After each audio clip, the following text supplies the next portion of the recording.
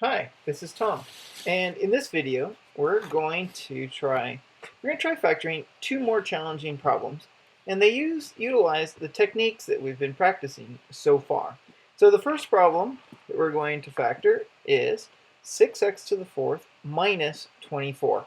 Well, let's start here. 6x to the fourth minus 24. The first thing I see is that I could think of this as 6x to the fourth minus 6 times 4. That means that in this problem, 6 is a greatest common factor.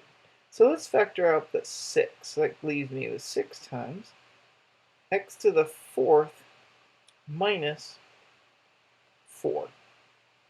Now, notice that this one takes a little bit of insight. But what if I was to write this as 6 times x squared squared minus 2 squared? If I do that, then this becomes a difference of squares. We did that in an earlier lesson and notes and video.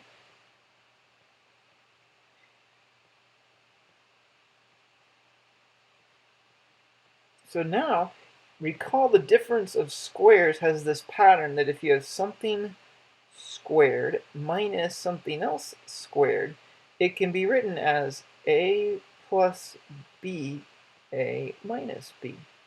So in this case, a is the x squared, and b is the 2. So now I'm going to give myself some space. I'll come down here. Now I can write this as 6 times x squared. That's my a. So that's this spot over here. Of x squared plus 2 times x squared minus 2. And we're done. Now, at this point, x squared minus 2 isn't a difference of squares without using irrational numbers, and we're not going to do that, so we'll just stop right there. The next problem I wanted to try is factor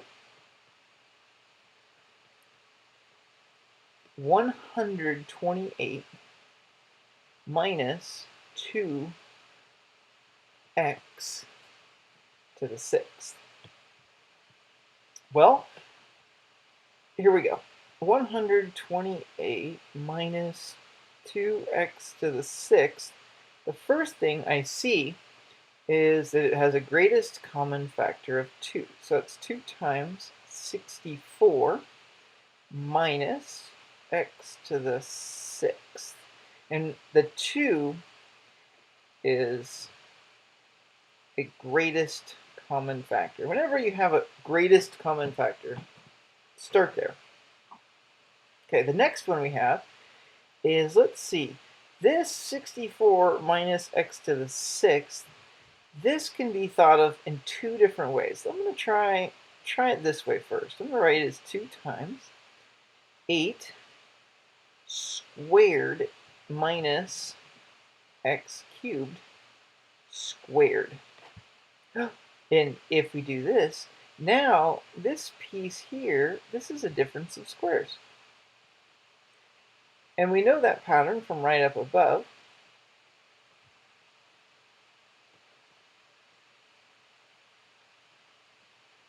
And in this case, the a is 8, and the b is the entire x cubed. So we can rewrite this as 2 times 8 plus x cubed times 8 minus x cubed. Now, I shouldn't put a period there. Let me erase that, because look more closely. Here we have, in our problem, we have these x cubes. Well, the question then is 8 a perfect cube? So let's think about that. Is 8 a cube? Meaning, can you write it as something times something times something? And the answer is yes. 2 cubed is the same as 8. Wow. So let's rewrite this. This becomes 2 times 2 cubed plus x cubed times 8, whoops, not 8, but 2 cubed, 2 cubed minus x cubed. Wow, and look at what we have. This is a sum of cubes, and this is a difference of cubes. We have 2.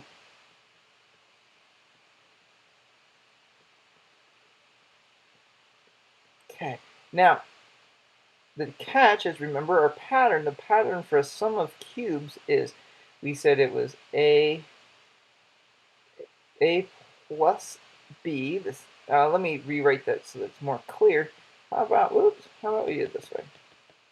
Remember, a sum of cubes, for example, if we have a cubed plus b cubed, we said that that's using our mnemonic SOAP. We said that's a plus b, same sign, a squared opposite minus ab plus, always positive, plus b squared cubed. So this gives, remember I need more space here, so I'm going to move over here. This is 2 times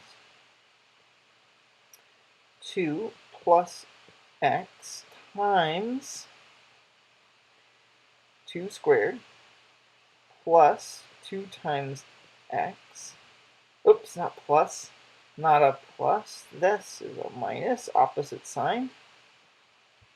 Minus 2x plus x squared. Oh, excuse me.